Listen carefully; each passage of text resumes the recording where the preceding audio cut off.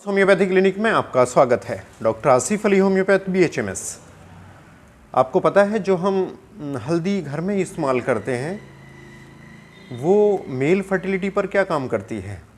शायद अभी तक आपने हल्दी को चोट लगने पर ही इस्तेमाल किया होगा, क्योंकि हजारों सालों से हमारे पूर्वज चोट लगने पर, सूजन आने पर या बॉडी में कहीं भी दर्द होने पर इसका इस्तेमाल दूध में मिलाकर करते आए हैं। एक चीज़ और बताऊं, दूध में मिलाने का जो प्रचलन है वो भी अपने आप में एक साइंटिफिक सोच रखता है, क्योंकि जो हल्दी में कुरकुमिन पाया जाता है वो फैट सॉल्युबल होता है, मतलब वो फैट के साथ ही एब्जॉर्ब होता है, अदरवाइज़ वो एब्जॉर्ब नहीं होता, वो एज इट इज़ निकल जाता है एनल एरिया से। लेकिन इसके पीछे जो दूध में घोल के पीने का है उसकी वजह सिर्फ ये है कि कुरकुमिन फैट सॉल्युबल होने की वजह से ही उसको दूध में घोल कर पिया जाता है। देखिए, जब रिसर्च हुई और स्टडीज़ अलग अलग क्षेत्रों में इसमें काम किया गया और देखा गया कि हल्दी में ऐसा क्या पाया जाता है जो इतनी सारी प्रॉपर्टीज़ रखता है, हमने वो पेटेंट स्टडी किए, उन पेटेंट पर हमने मेहनत की जो मेल फर्टिलिटी पर काम करते हैं। वैसे तो इसमें अलग अलग पेटेंट, अलग अलग रिसर्च अलग अलग बीमारियों को लेकर की गई है। कैंसर में भी इस पर बहुत बड़ा काम हुआ है, लेकिन हमने वही पेटेंट कलेक्ट किए, वही रिसर्चेस हमने स्टडी की जो कि मेल फर्टिलिटी पर थी, क्योंकि हम ये चाहते हैं कि अपने उन व्यूअर्स को जो बहुत दूर हैं, और शायद कुछ लोग ऐसे भी होते हैं जो बहुत ज़्यादा पैसा अफोर्ड नहीं कर पाते हैं डॉक्टर के पास, और वो ये चाहते हैं कि बहुत ही आसानी से, बहुत ही साइलेंट तरीके से हम अपनी परेशानियों को ठीक कर लें। तो इससे बेहतर और क्या हो सकता है जो चीज़ हर समय हमारे घर में अवेलेबल है और वो हमारी बीमारी का इलाज भी कर देती है, तो इससे तो अच्छा कुछ और हो ही नहीं सकता। एक चीज़ और मैं बताता चलूँ अपने व्यूअर्स को, वो ये कि जो हमारा नेचर है, जो हमारी प्रकृति है, इसमें हर मर्ज़ का इलाज निहित है, यानी हर मर्ज़ का इलाज अवेलेबल है, लेकिन बस हम उसको पहचान नहीं पाते, अज्ञानता की वजह से जान नहीं पाते, वरना ऐसा कोई मर्ज़ नहीं है जिसका इलाज हमारे नेचर में मौजूद ना हो। तो एक स्टडी की गई, सबसे पहले ये देखा गया कि हल्दी के अंदर ऐसी कौन सी चीज़ें पाई जाती हैं। तो ये देखा कि इसमें वोलेटाइल ऑयल होता है। वोलेटाइल ऑयल इसलिए कहा गया कि इसका जो ऑयल होता है, अगर ऑयल निकाल कर रख दोगे अपने आप ही उड़ जाएगा। दूसरा, इसमें टर्मिरोन नाम का एक हाईली एंटीऑक्सीडेंट होता है। तीसरी चीज़ जो सबसे ख़ास होती है वो होता है कुरकुमिनॉइड्स, और इसमें कुरकुमिन पाया जाता है। ये कुरकुमिन 3 फॉर्म्स में होता है। पहली फॉर्म्स होती है डिमॉक्सी कुरकुमिन, और दूसरी फॉर्म होती है 5 मेथॉक्सी कुरकुमिन, और तीसरी फॉर्म होती है डाईहाइड्रोकुरकुमिन। ये तीनों ही फॉर्म्स पानी में अघुलनशील हैं, मतलब आप पानी में घुलना चाहो तो नहीं घुलेंगी, फैट में घुल जाती हैं, और फैट में घुलने के बाद ही ये एब्जॉर्ब हो पाती हैं, अदरवाइज़ ये एब्जॉर्ब नहीं होती। तो जब भी आप हल्दी का इस्तेमाल करें तो फैट वाला दूध लें और उसमें हल्दी मिलाकर ही इस्तेमाल करें, अदरवाइज़ ये काम नहीं करेगी। खाने में भी अगर हम हल्दी इस्तेमाल करते हैं तो उसमें तेल या घी का पड़ना अनिवार्य है, अदरवाइज़ हमारा हल्दी का जो वर्क होगा वो प्रॉपर काम नहीं करेगा बॉडी पर। चलिए पॉइंट्स की तरफ आते हैं और बात करते हैं मेल फर्टिलिटी पर इसके क्या काम हैं। तो सबसे पहले टेस्टोस्टेरोन लेवल को चेक करने के लिए 2018 में चाइना में एक स्टडी हुई और ये देखा गया, इसमें लगभग 80 लोगों को इकट्ठा किया गया और हल्दी का कच्ची हल्दी का पाउडर लिया गया, जिसको अम्बा हल्दी कहते हैं, और इसको सुबह शाम एक एक चम्मच लगभग 12 हफ्तों तक दिया गया। क्या पाया गया? 12 हफ्तों के बाद स्टडी हुई और देखा कि उन लोगों के टेस्टोस्टेरोन बढ़े हुए पाए गए जिनको हल्दी का एक एक चम्मच पाउडर सुबह शाम दिया गया था। इसके साथ साथ इन्होंने ये भी देखा कि नंबर ऑफ स्पर्म्स, मतलब जो स्पर्म प्रोफाइल था पूरा स्पर्म प्रोफाइल इसमें इम्प्रूव देखा गया।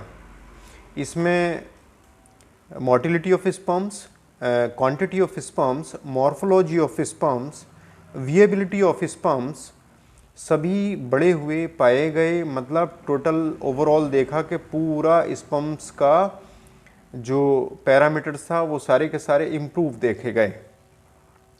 साथ साथ ये भी एनालाइज किया गया जो लोग इरेक्टाइल डिस्फंक्शन से पीड़ित थे, जिनको ऑर्गेज्म की कमी थी या लो लिबिडो था, उनको इच्छा ही नहीं होती थी, या जिनको प्री मैच्योर इजैकुलेशन था, उसमें भी ये देखा गया कि जिन लोगों को हल्दी पाउडर नियमित रूप से खिलाया गया उनमें ये समस्या बिल्कुल ख़त्म पाई गई और वो लोग सेक्सुअली बहुत एक्टिव देखे गए। तो इसमें फर्दर स्टडीज़ हुई, चूँकि हर चीज़ साइंटिफिक एविडेंस पे होती है और लोग तभी विश्वास करते हैं जब चीज़ें एविडेंस पर हों। तो फर्दर स्टडी हुई और इसमें देखा कि ऐसा क्यों हुआ। इसमें curcumin highly great antioxidant properties रखता है। इसने फ्री रिएक्टिव ऑक्सीजन स्पीसीज़ को कम किया, उन टॉक्सिन्स को बॉडी से ख़त्म कर दिया जो कि स्पर्म्स को डिस्ट्रॉय करते हैं। ये ऑक्सीडेशन का प्रोसेस जो कि स्पर्म्स के अंदर बहुत तेज़ी से होता है, उसकी वजह होती है कि इसमें डीएनए मटेरियल बहुत अधिक होता है और साइटोप्लाज्म कम होता है, जिसकी वजह से स्पर्म्स के अंदर ऑक्सीडेशन का प्रोसेस बहुत तेज़ी से होता है और उस वजह से स्पर्म्स खराब हो जाता है। तो उस कुरकुमिन ने जो हाईली एंटीऑक्सीडेंट है उसने उस फ्री रिएक्टिव ऑक्सीजन स्पीसीज़ को ख़त्म किया, कम किया, ऑक्सीडेशन का प्रोसेस उसने स्लो कर दिया और जो टेस्टोस्टेरोन लेवल था उस टेस्टोस्टेरोन लेवल को इम्प्रूव कर दिया। टेस्टिस के अंदर बनने वाले जो टेस्टोस्टेरोन लेवल होते हैं नेचुरली उनको इसने बहुत बढ़ा दिया। उसकी वजह से नंबर ऑफ स्पर्म्स बढ़ गए और जितने भी फीमेल फर्टिलिटी के पैरामीटर्स थे वो सारे के सारे बढ़े हुए पाए गए एंटीऑक्सीडेंट प्रॉपर्टीज़ की वजह से। एक फर्दर स्टडी हुई और ये देखा कि क्रॉनिक लेवल पर जो सूजन होती है, जो इन्फ्लामेशन होता है, इन्फ्लामेशन का मतलब होता है सूजन, और क्रॉनिक लेवल पर जहाँ भी सूजन पाई गई और कुरकुमिन के पाउडर से ये देखा, मतलब हल्दी के पाउडर से ये देखा कि वो सूजन्स ख़त्म हो गई और वहाँ पर नॉर्मल प्रोसेस होने लगे।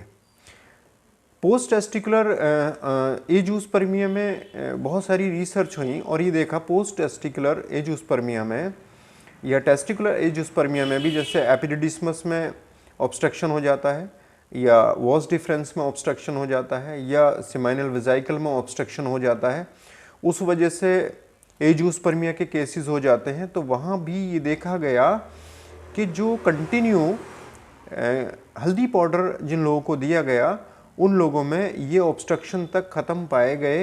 इतना बड़ा एक्शन हल्दी पाउडर का देखा मेल फर्टिलिटी पर।